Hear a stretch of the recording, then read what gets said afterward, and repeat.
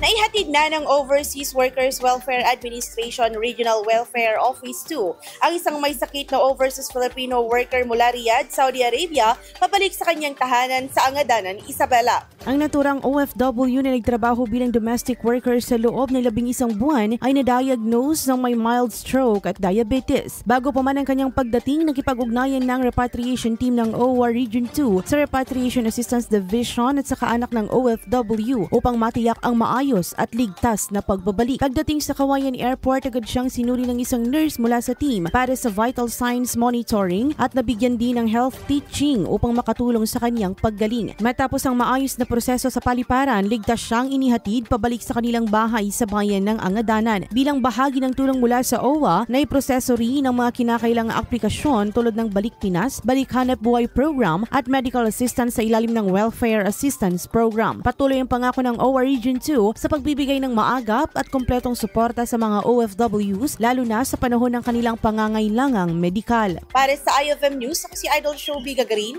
Idol! IFM News.